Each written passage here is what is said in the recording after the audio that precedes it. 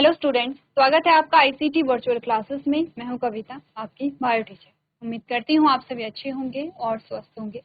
तो class continue करेंगे अपना चैप्टर, और चैप्टर का नाम है यहाँ पर principles of inheritance and variation. तो यहाँ पर अभी तक चैप्टर में हमने मेंडल्स के लॉ के बारे में बात की है, और जिसमें हमने मेंडल्स के जो 3 लॉ हैं उनमें से पहला लॉ पढ़ा है, जिसे हमने लॉ ऑफ डोमिनेंस कहा। लॉ ऑफ डोमिनेंस के 2 एक्सेप्शन हमने पढ़े हैं। पहला जो एक्सेप्शन है वो यहाँ पर आपके पास आता है इनकम्प्लीट डोमिनेंस, जिसे हमने कहा था अपूर्ण प्रभाविता। और सेकंड जो एक्सेप्शन यहाँ पर आता है वो है को डोमिनेंस, जिसे हमने कहा था सह प्रभाविता। ठीक है, तो यहाँ तक के बाद कंप्लीट कर चुके हैं। आते हैं यहाँ पे लॉ ऑफ सेग्रीगेशन पे। ठीक है, लॉ ऑफ सेग्रीगेशन क्या कहता है? लॉ ऑफ सेग्रीगेशन कहता है कि जब भी यहाँ पर गैमीट फॉर्मेशन होता है, तो गैमीट फॉर्मेशन होने के साथ साथ जो यहाँ पर जीन्स की एलील हैं वो सेग्रीगेट होते हैं और वो अलग अलग गैमीट में आएंगे। कैसे? आपने कहा आपने एक टॉल प्लांट लिया है, कैपिटल टी स्मॉल टी, ये तो है पेरेंट। अब जब गैमीट बनते हैं तो आपने कहा ये जीन्स के एलील है, ये जीन्स के एलील है। आपने कहा जब एलील बनते हैं तो ये सेग्रीगेट हो करके अलग अलग गैमीट में चले जाते हैं। ऐसा ही इस प्लांट के साथ भी होता है, ये सेग्रीगेट होकर के अलग अलग प्लांट में जाते हैं। और इसीलिए हमने कहा कि ये जो कंडीशन थी ये डिप्लॉयड कंडीशन थी, ये डिप्लॉयड कंडीशन है, और ये जो कंडीशन है ये हैप्लॉयड कंडीशन है। ठीक है, क्योंकि आप पढ़ चुके हैं यहाँ पे रिप्रोडक्शन, और रिप्रोडक्शन में आपने गैमीट फॉर्मेशन को समझा है। अगर आपको याद होगा क्लास 11th में आपने सेल डिवीजन पढ़ा था। ठीक है, सेल डिवीजन को आपने समझा था। और एक आप बात करते हैं सेल डिवीजन की, जब गैमीट फॉर्मेशन यहाँ पर होता है तो गैमीट फॉर्मेशन में हम क्या चीजें पढ़ते हैं? देखिए, अगर हम यहाँ पर ह्यूमंस का एग्जाम्पल लें, अगर हम यहाँ पर ह्यूमंस का एग्जाम्पल लें,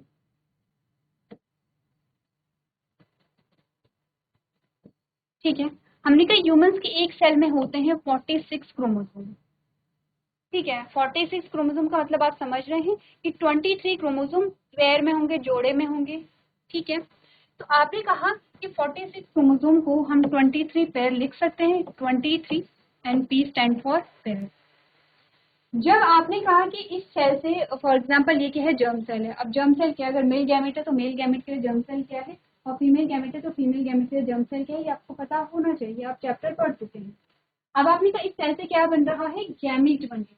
ठीक है, तो जब गैमीट बनेगा, क्योंकि ये डिप्लॉयड है, क्योंकि ये डिप्लॉयड है, और इसमें जब क्या होगी, मियोसिस होगी, तो आपने कहा मियोसिस से क्या होगा, नंबर ऑफ जो क्रोमोसोम है वो हाफ हो जाता है। तो आपने जब मियोसिस होगी तो यहाँ पे जो गैमीट बनेगा उसमें जो क्रोमोसोम होंगे वो 23 पेयर जब हाफ हो जाएंगे। ठीक है, 23 पेयर हाफ हो जाएंगे, यानी कि 46 क्रोमोसोम जब हाफ हो जाएंगे तो अब 23 क्रोमोसोम यहाँ पे रह जाते हैं, 23 क्रोमोसोम। ठीक है, यानी कि आधे हो गए हैं। क्लियर है? यहाँ पे 23 पेयर थे, या मैं इसे 46 लिखूं जो हमने पहले लिखा था, या मैं इसे 46 क्रोमोसोम लिखूं। 46 क्रोमोसोम आपने कहा आधे हो गए हैं, 23 क्रोमोसोम यहाँ पर रह गए। इसका मतलब क्या हुआ होगा, देखिए,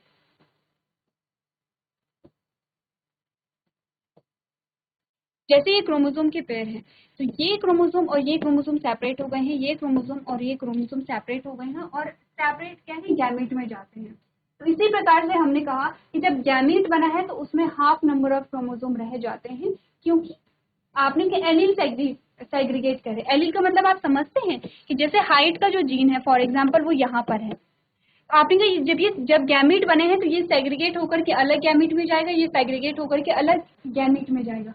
तो एलील सेग्रीगेट हो रहे हैं, इसका मतलब क्रोमोसोम भी क्या हो रहे हैं, सेग्रीगेट हो रहे हैं। क्रोमोसोम का जो पेयर है वो क्या हो रहे हैं, अलग हो रहे हैं।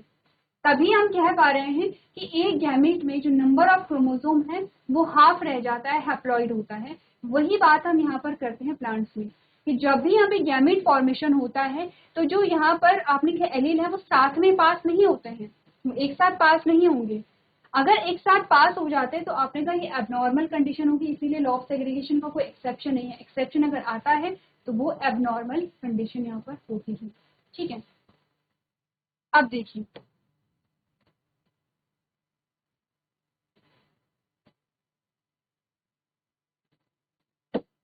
अब बात करते हैं कि अगर सेग्रीगेशन नहीं हुआ तो क्या होगा।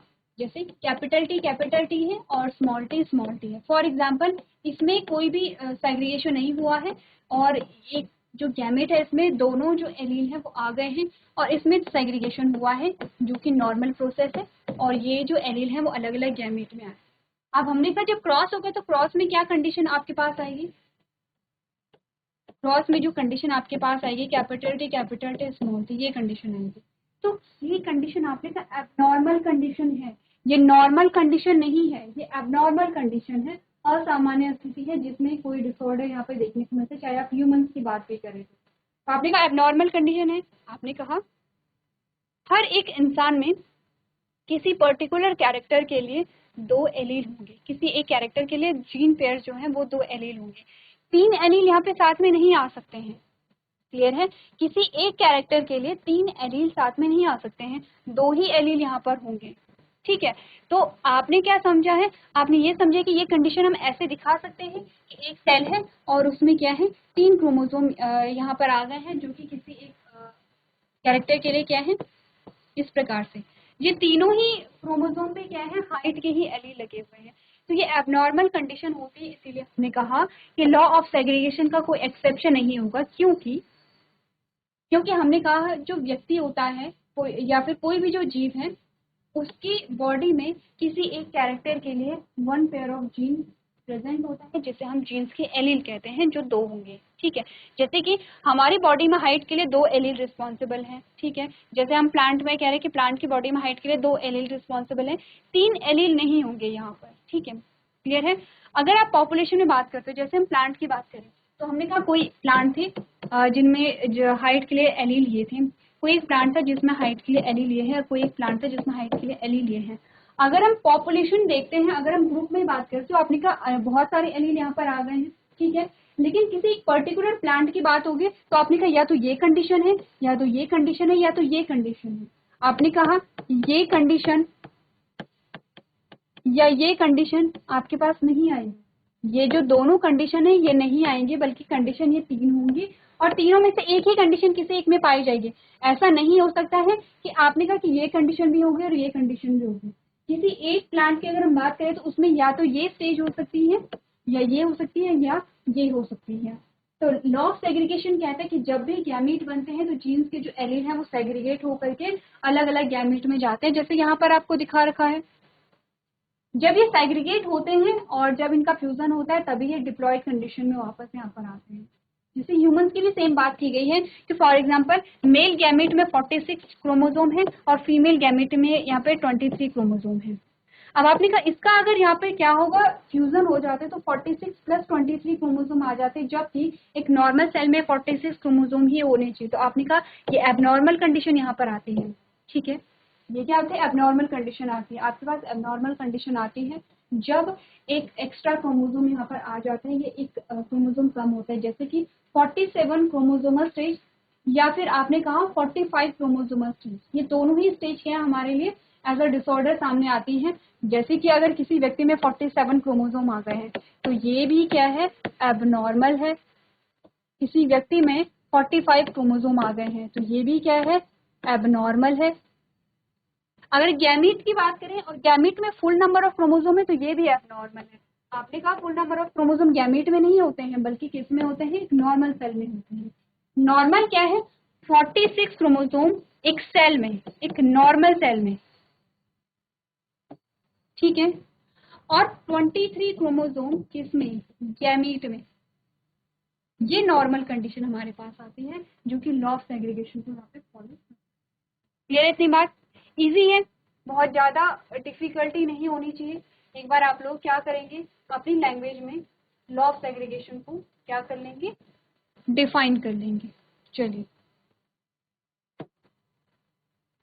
तो आप लोग यहाँ पर आपके पास क्लॉज दिया गया है, आप लोग लैंग्वेज बना करके लिख लें। चलिए आगे बढ़ते हैं और बात करते हैं थर्ड लॉ की। और थर्ड लॉ जो मेंडल का आता है that is law of independent assortment, जिससे आप बात करते हैं डायहाइब्रिड क्रॉस के बारे में, ठीक है। क्या होता है इंडिपेंडेंट असॉर्टमेंट, एक बार बात करते हैं। जैसे सबसे पहले मोनोहाइब्रिड से स्टार्ट करेंगे। हमने कहा हमने प्लांट लिया है, एक टॉल प्लांट है और एक हमने कहा ड्वार्फ प्लांट है, ठीक है, ये पेरेंट है। अब हमने कहा इसके गैमीट बनते हैं, तो आपने कहा इसके भी 2 गैमीट बने हैं यहाँ पे और इसके भी 2 गैमीट बने हैं यहाँ पे, ठीक है।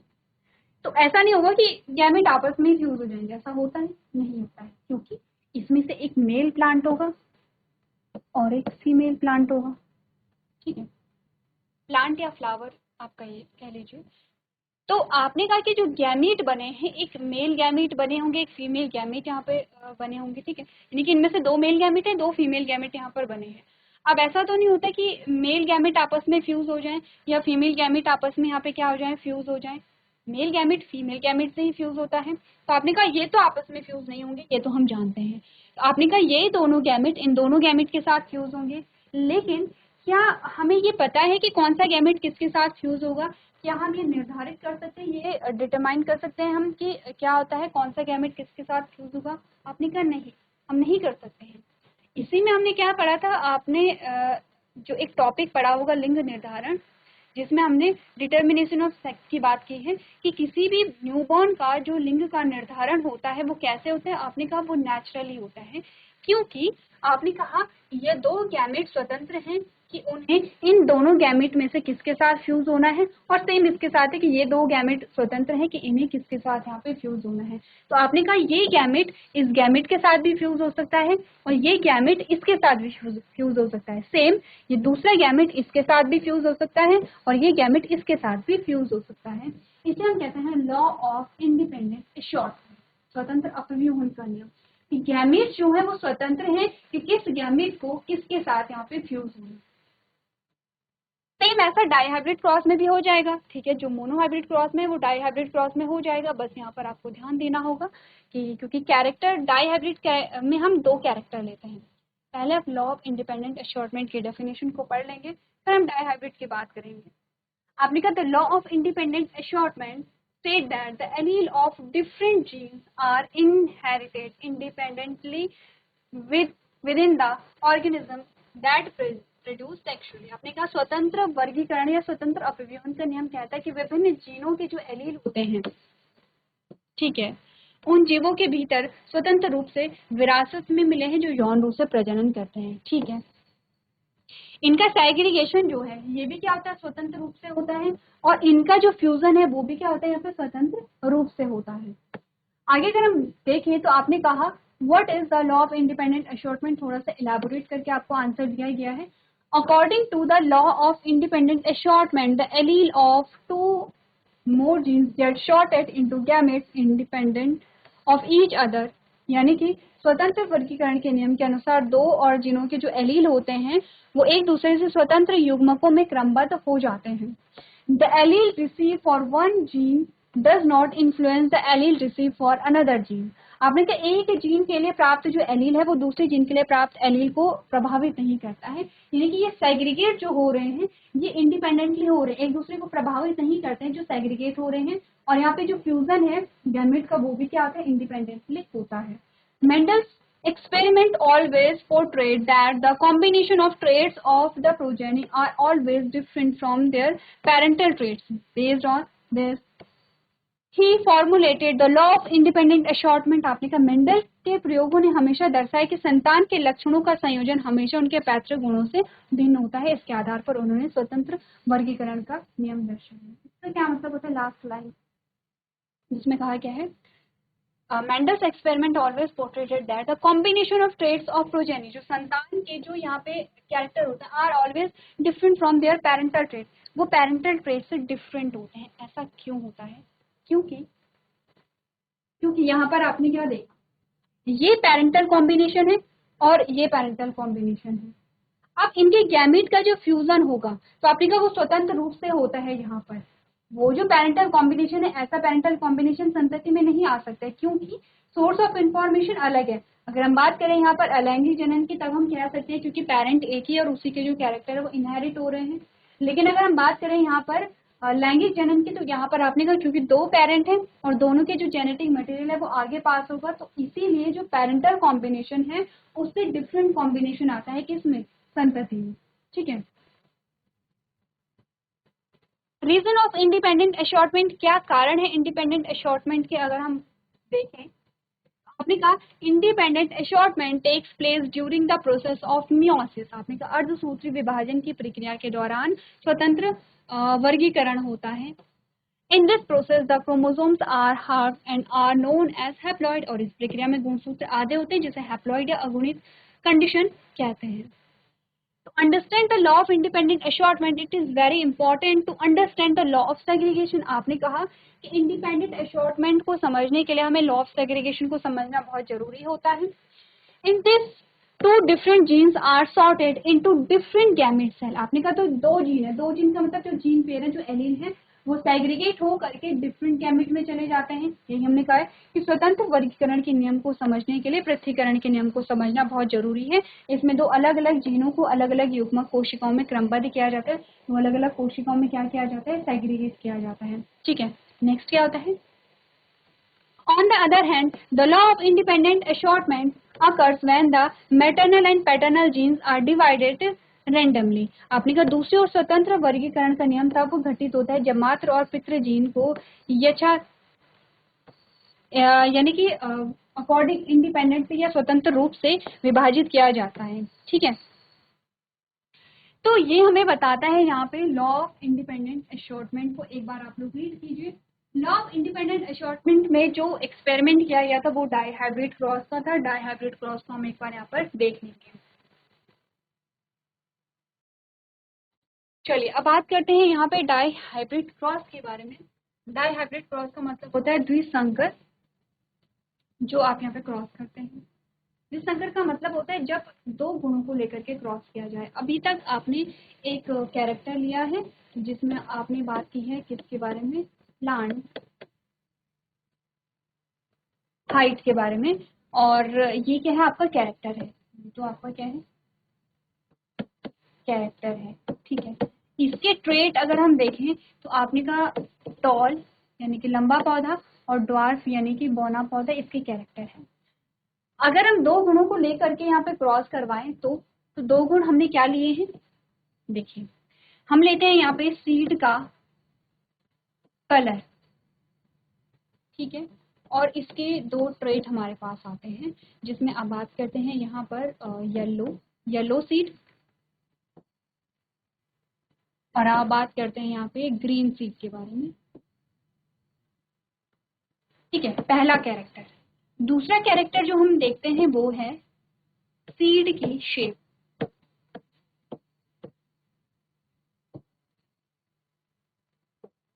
सीड की शेप एक तो आपके पास आती है राउंड शेप, राउंड शेप,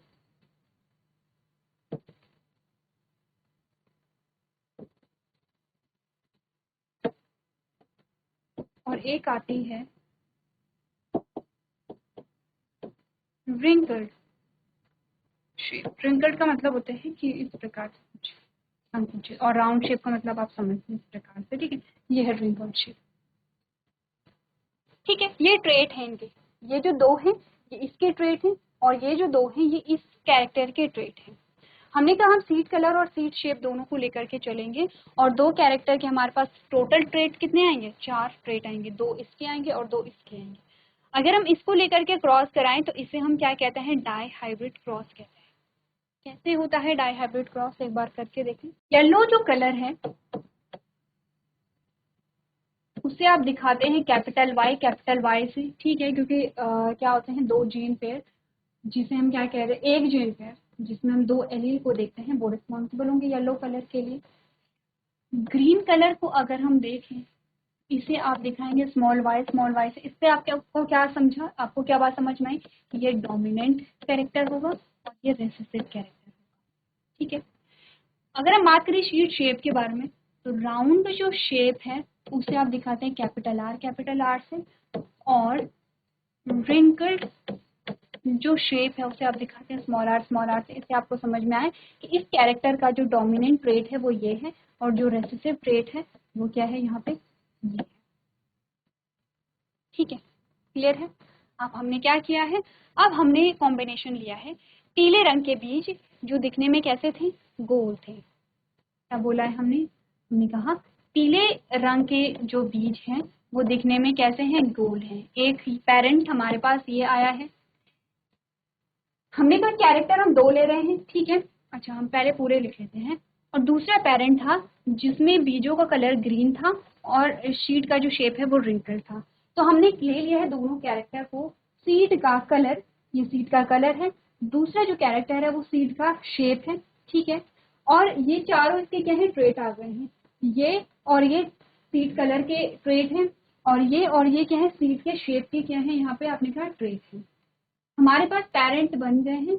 अब जब पेरेंट बन गए हैं तो आपने कहा यहाँ पे क्या बनेंगे, गैमीट बनेंगे, ठीक है। अगर गैमीट बनेंगे तो गैमीट कैसे बनते हैं इनके, आपने कहा इसका जो गैमीट बनेगा इसका मतलब है कि येलो कलर का सीड है, जिस जो कैसा है, राउंड है, और इसके जो गैमीट बनेंगे ग्रीन कलर का सीड है जो कि कैसा है, रिंकल्ड है। इनके बीच में क्रॉस अगर आप करेंगे तो ध्यान रखिए कि जो यहाँ पे क्या है, एलील है, जो यहाँ पर एक कैरेक्टर है, और कैरेक्टर्स के लिए जो आपने कहा जो एलील है उन्हें आप साथ रखेंगे। जैसे कि आपने कहा कि जो ट्रेट है और ट्रेट के लिए जो एलील है उन्हें आप साथ रखते हैं, जैसे कलर के लिए जो एलील होंगे उन्हें साथ रखेंगे और शेप के लिए जो एलील है उन्हें साथ रखेंगे। तो इसीलिए हमने कहा कि जब यहाँ पे क्रॉस किया जाता है, जब इनका क्रॉस किया गया है, तो जब क्रॉस आप करते हैं तो आपने कहा यहाँ पर आप लिखते हैं capital Y small Y capital R small R. आप ऐसे नहीं लिखेंगे पहले capital Y capital R small R, ऐसे नहीं लिखते हैं। क्यों, क्योंकि हमने कहा जो एलील आप देख रहे हैं, एलील को आप पेयर में लेकर के आ रहे हैं, और आप क्या करेंगे, जो कैरेक्टर्स के लिए जो सेम एलील है उन्हें लेते हैं, यानी कि कैरेक्टर के ही एलील लेंगे, डिफरेंट कैरेक्टर के एलील को साथ नहीं रखेंगे, सेम कैरेक्टर के एलील को साथ रखेंगे। जैसे कि capital Y small Y same character के लिए रिस्पॉन्सिबल है तो इन एलील्स को हम साथ में रखेंगे। कैपिटल आर स्मॉल आर जो है वो शेप के लिए रिस्पॉन्सिबल है, क्योंकि ये सेम कैरेक्टर के एलील है, इन्हें साथ रखेंगे। इसलिए हमने क्या कहा कि आप capital Y capital R small R नहीं लिखेंगे, बल्कि capital Y capital R small R हम साथ में लिखते हैं। तो कैरेक्टर्स के जो एलील हैं उन्हें साथ में यहाँ पर लिखा जाता है। तो हमारे पास ये रिजल्ट आया, क्योंकि हमने कहा कि ये डोमिनेंट है येलो कलर और ये डोमिनेंट है राउंड, तो हमारे पास जो F1 जनरेशन आती है उसमें हमने कहा हमारे पास येलो राउंड सीड आते हैं, ठीक है। हमारे पास येलो राउंड सीड आते हैं, ये फॉलो करते हैं लॉ ऑफ डोमिनेंस, आपको समझ में आ रहा हो। अब हमने कहा आपने डाई हाइब्रिड क्रॉस की जो F2 जनरेशन है अगर वो निकालनी है तो इसके बीच में सेम है कि आप सेल्फ क्रॉस करा लेंगे। तो एक बार आप लोग घर से करके लेके आएंगे कि F1 जनरेशन में जो डाई हाइब्रिड क्रॉस हमने देखा है, F1 जनरेशन में आप क्या करा लेंगे, सेल्फ क्रॉस करा लेंगे। जब आप F2 जनरेशन देखेंगे आपके पास कुछ इस प्रकार से 16 संतति आती हैं। तो एक बार आप लोग इस क्रॉस को घर से करके लेकर के आएंगे। तो आज के सेशन में हम इतना ही लिखेंगे। अभी तक क्लास में बने रहने के लिए आपका